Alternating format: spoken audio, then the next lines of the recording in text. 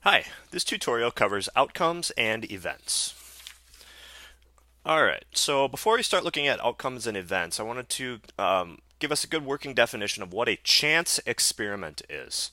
So a chance experiment is any situation where there is uncertainty about which of two or more outcomes will result. So I have a couple examples of chance experiments.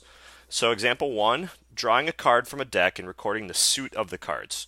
Okay, so if we did this chance experiment, here's a deck of cards, well shuffled.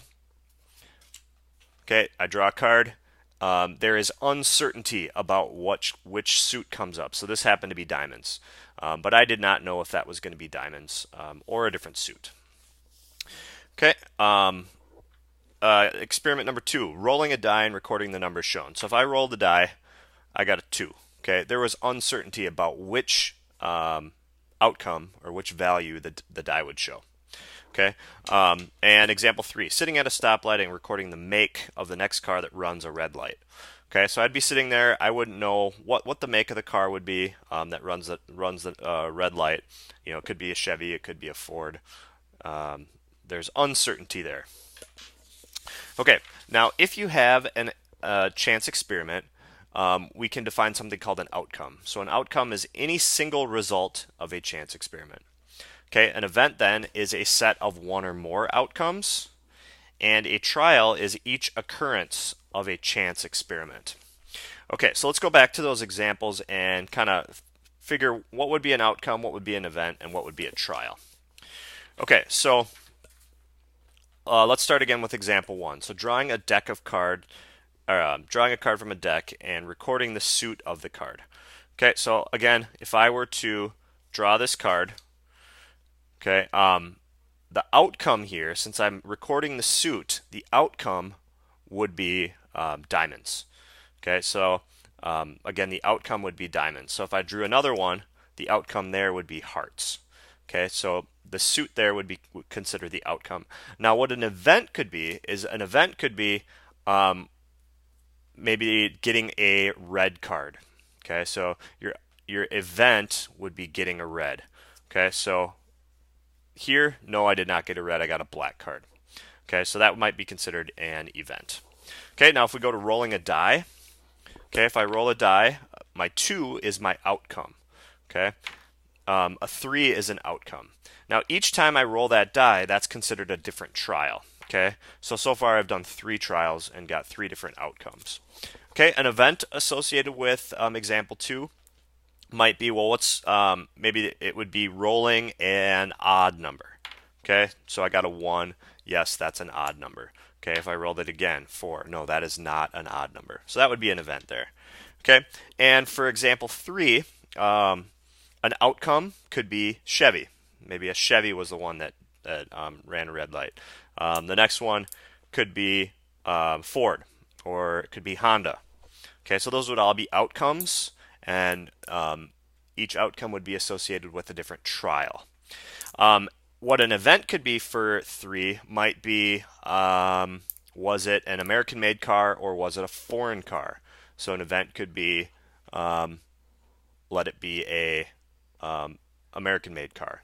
So a Ford or a Chevy would meet that event, but a Honda would not. Okay, so now based on outcomes and events, there are always probabilities associated with them. So a probability is a way to numerically express the likelihood of an outcome or an event. Okay, so if I'm rolling a die, 3. So I knew before I rolled that die that I would have a 1 out of 6 chance of getting a 3. So that 1 out of 6, or 1/6, would be a probability. So a probability value must be between 0 and 1. Values close to 0 are very unlikely. Values close to 1 are very likely. Okay, probabilities expressed as percents range from 0 to 100%. Okay, let's also take a look at one more example that you'll see commonly in the newspaper or on the internet. So the following is a 5-day forecast. This is from 2012 for St. Paul, Minnesota from weather.com. Okay, so we have 5 days here, and the probabilities that we're looking at here are the probability of a chance of rain. Okay, so we can see that for Thursday, there is a 20% chance of rain. So that is a probability there. So let's kind of go through each of these questions here. So what is the chance experiment associated with these probabilities? So with these chance of rain. So what's the chance experiment? So the chance experiment here is basically observing a day and then deciding if it's rains or not. Okay, so the outcomes associated with the chance experiment are either no rain or rain. Okay, and then so what do these probabilities represent? So on July 17th, there's a 30% chance of rain. So basically, what that means is that out of other days, kind of with these same situations, there's a 30% chance, or it rained on 30% of those days.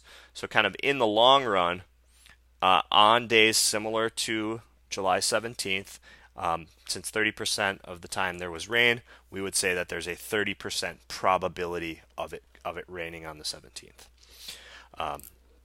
So this is just a common time where you see probabilities, and in this case, expressed as a percent.